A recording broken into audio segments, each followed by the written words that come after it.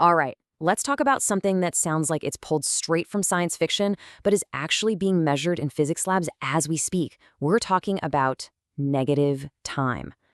Welcome to the Deep Dive. Today, we are taking a trip into the quantum realm.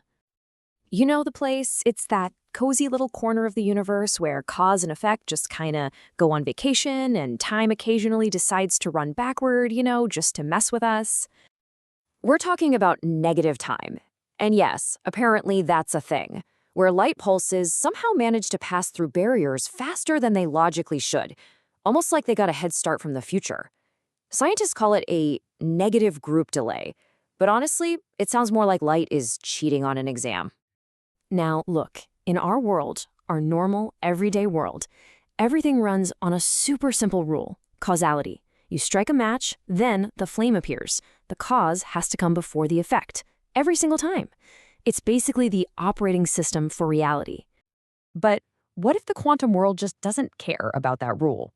What if, down at those impossibly tiny scales, causality is less of a law and more of a gentle suggestion? And that brings us to our first head-scratcher, the negative delay puzzle. And this isn't some brand new crazy idea. Physicists actually predicted this stuff decades ago. But then, in the 1990s, they saw it, for real, in a lab. They fired a pulse of light at a barrier and watched the peak of that pulse pop out the other side before the original peak had even gone in. I mean, how is that even possible? So, is there a time machine involved? Well, not exactly. It's actually a super clever trick. See, the light pulse isn't a single thing. It's a wave packet. Think of it like a group of cars driving together. When they hit the barrier, some cars get filtered out, and the cars at the very front of the group speed up and reform into a new peak.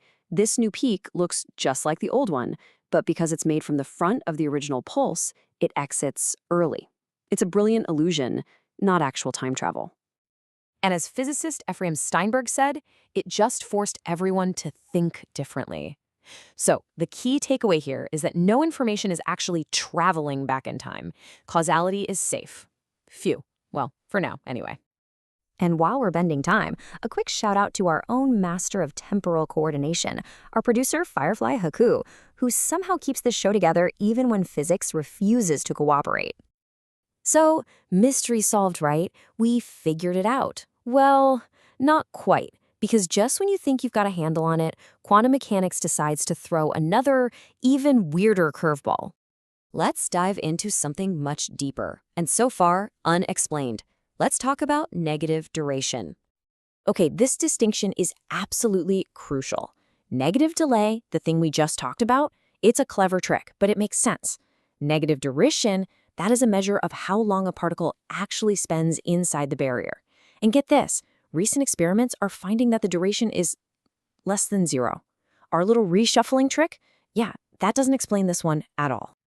So you're probably wondering, how on earth do you even measure that?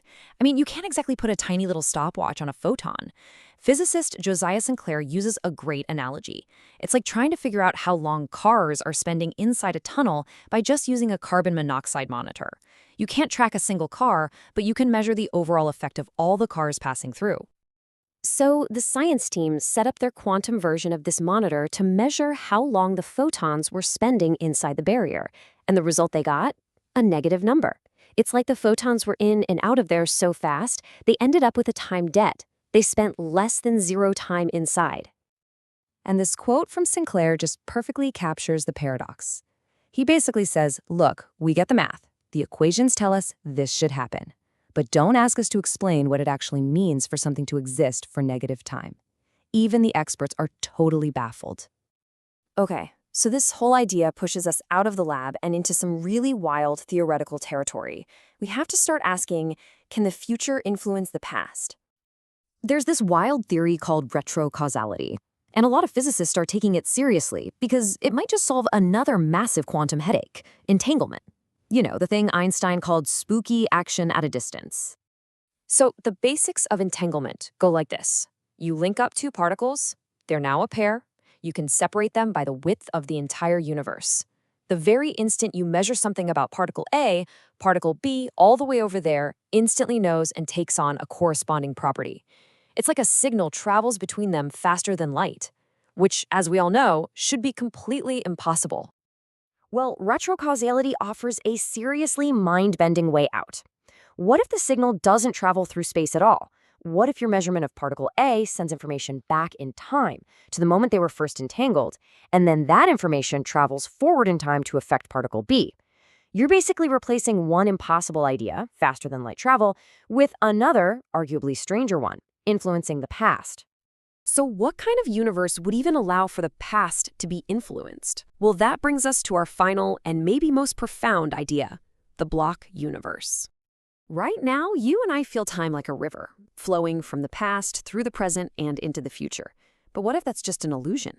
In the block universe model, the past, the present, and the future all exist at the same time. They're all equally real. Time isn't a river, it's a landscape. It's just another dimension, like length or width, and there's no flow at all. And if that's true, well, this is the part that might keep you up at night. If the future already exists, laid out just like the past, then our lives might already be predetermined. We could just be characters moving through a story that has already been written, from the first page to the very last.